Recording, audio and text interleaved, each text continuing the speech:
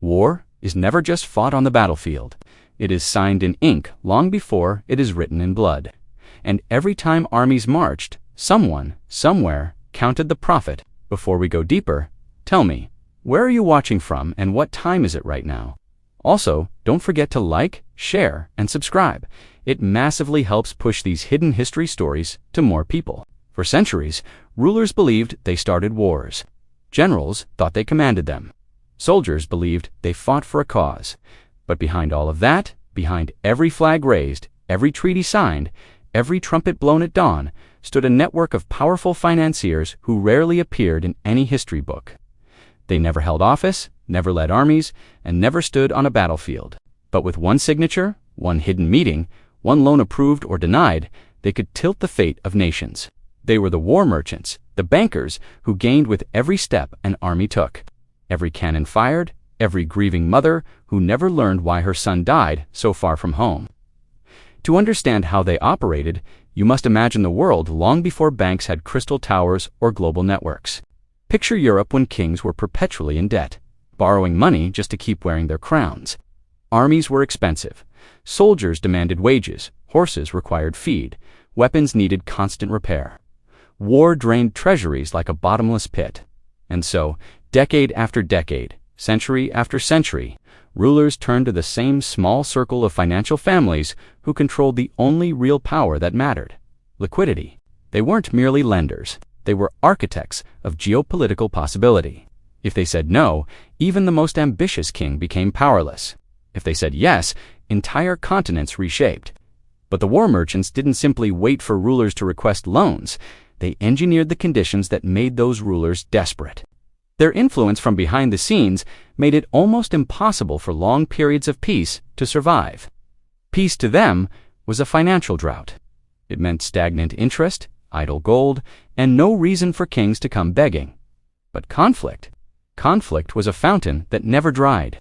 War guaranteed repayment, because losing a war meant losing your throne, your wealth, your dignity. A king in danger always paid. A king hungry for victory paid even more.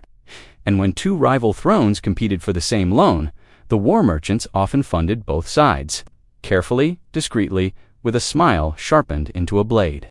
There were moments in history when the world came shockingly close to peace. Yet every time the same pattern emerged. A crisis appeared unexpectedly, a diplomatic misunderstanding accidentally escalated, or an alliance fractured at the worst moment.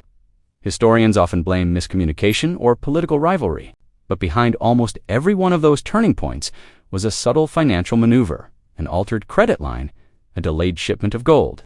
A rumor whispered to the right monarch at the exact wrong time. Kings and ministers believed they controlled their fates. They didn't realize their fates had already been priced out by men who never touched a sword. Let's start with one of the clearest examples: the 30 Years' War. It was a conflict so catastrophic that it erased entire towns and left Central Europe starving. On paper, the war had religious roots: Catholics versus Protestants, political alliances collapsing, kings defending faith and honor. But beneath the religious banners was a web of financial manipulation so dense, so precise, that the war became a predictable revenue stream for the families funding it. Armies needed constant loans for food and weapons. Leaders needed money to buy allies. Even the peace negotiations bled gold. And every time a side appeared on the brink of collapse, the war merchants stepped in, never enough to end the conflict, but always enough to keep it going. Peace was delayed, not by ideology, but by ledgers. This model repeated across centuries. Napoleon's rise, unthinkable without financiers willing to take enormous risks for enormous returns. His downfall, also profitable. Bond markets, speculation, and war insurance surged every time his armies lost ground. The Crimean War, the Franco-Prussian War, the Boer Wars, the Russo-Japanese War, each one fed the same machine. And while textbooks point to diplomacy, nationalism, and territorial disputes, they rarely point to the invisible push from financiers who controlled the oxygen supply of every great conflict: capital.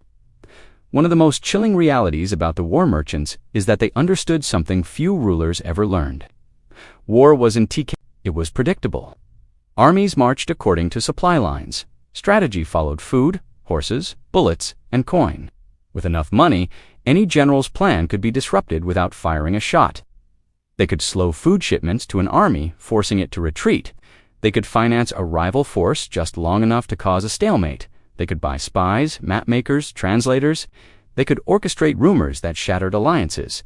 They manipulated currencies so that kings would suddenly find their treasuries worth half of what they were yesterday. And once a king panicked, he signed anything. Imagine a monarch sitting in a golden hall, surrounded by advisors, believing he commands the fate of his people. Outside his palace, envoys from a financial dynasty arrive with sealed ledgers and quiet voices.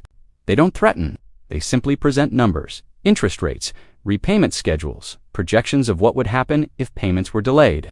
They might mention casually that a rival kingdom has also requested funds. For defense, they might hint that if the king doesn't act soon, he may find himself strategically outmatched. Within days, that king mobilizes his armies. Not because he wants war, but because he fears the consequences of not acting. And the war merchants smile because they have just turned fear into revenue. During the 19th century, something even more sophisticated emerged: war underwriting. This was the practice of issuing war bonds to the public, so ordinary citizens unknowingly funded the next conflict. It allowed nations to wage wars far larger than their treasuries should have allowed. But who structured these bonds? Who guaranteed them? Who took fees off every issuance, every interest payment, every transaction? The same families. War had become a marketplace, and the war merchants were the brokers. When World War I erupted, many leaders claimed it was a tragic accident of alliances and nationalism. Yet behind the scenes, the flow of capital into military expansion had accelerated for years. Governments borrowed staggering sums to modernize armies, build dreadnought fleets, and expand railways for rapid troop movements. Those loans didn't come from thin air. They came from the war merchants. And when assassinations, ultimatums, and mobilizations pushed Europe into conflict, those who funded the arms race understood exactly what was coming. They had spent decades preparing for it, structuring loans, hedging investments, ensuring that no matter who won or lost, they emerged wealthier. One of the darkest truths: the war merchants often predicted wars better than any intelligence service. They knew when a country was secretly preparing for conflict because they controlled the financing of that preparation. When a kingdom requested unusual quantities of gold, when a nation shifted from short-term to long-term debt, when a government sought loans in secrecy, they knew something was brewing. They were the shadow intelligence agency of Europe. And unlike kings or ministers, they were never replaced, never executed, never overthrown. They simply adjusted their portfolios.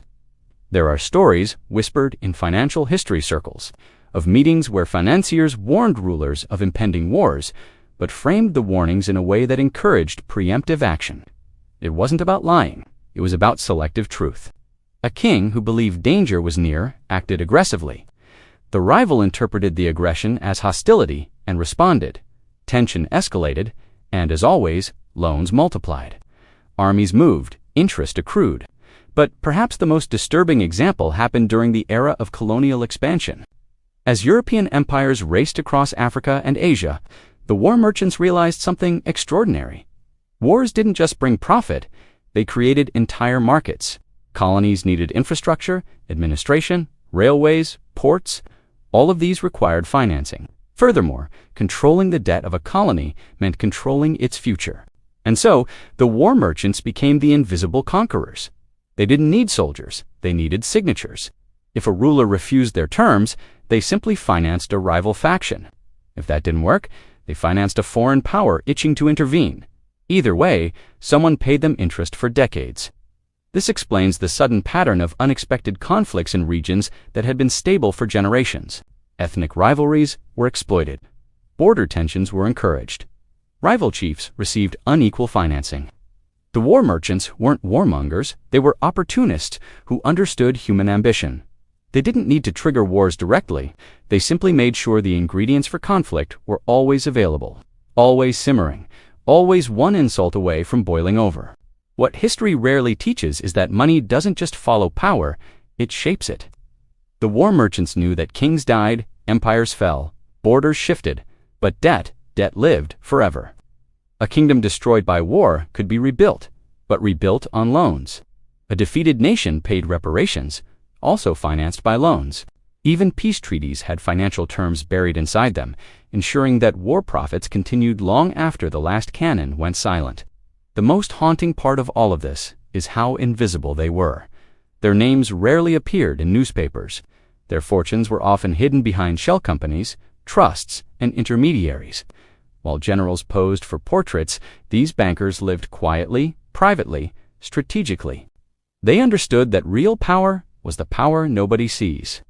The public blamed politicians, kings, or foreign enemies, yet the architects of conflict remained shadows. Remember this: war is never simply about ideology or territory. It is a business. And for centuries, the richest men in the world weren't emperors or sultans. They were the ones who sold emperors the gold they needed to fight. They were the men who watched armies move as if watching chess pieces. They were the ones who profited every time a soldier took a step toward the battlefield.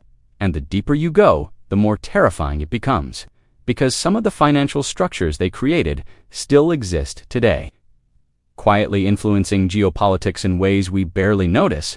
The deeper investigators looked, the more they realized these so-called war merchants never needed to stand in front of armies to command them. They did it from walnut tables, from candlelit counting rooms, from underground vaults where kingdoms stored their desperation as collateral. When kings spoke of honor, these financiers spoke of returns. When generals drew battle lines, they drew loan schedules. A war wasn't a tragedy to them. It was a window, a cycle, a predictable rhythm of destruction that always came back with profit if timed precisely. And timing was their true battlefield. They knew when a nation was unstable before the nation itself knew. They watched grain prices, shipping delays, river blockades, the strange uptick in mercenary hiring, the silent pauses of diplomats. They could read the world's tension like a surgeon reading a pulse. When they extended a loan to one empire, they quietly extended credit to its enemy through shell partners, ensuring that no matter who marched home victorious, one family ledger always came out richer. Every cannon fired was a transaction. Every treaty signed was an invoice. Every ruined capital became an investment opportunity disguised as reconstruction. They didn't just fund wars, they engineered conditions where war became inevitable. They whispered into the fears of rulers, fed rumors into markets, tightened interest rates until an entire nation had to choose between humiliation or conflict. Kings believed they controlled their thrones, but the truth was simpler. Colder, a king could not wage war without the permission of the men who held his debt. These bankers did not care for flags or bloodlines. They cared for cycles, and the world, shaped by greed and pride, gave them endless cycles. In the end, the greatest armies of their era marched not for glory or country, but for a handful of families whose names never appeared on a single battlefield monument. They were the unseen authors of history's most violent chapters, men who proved you never need a sword when you already own the hands that wield them.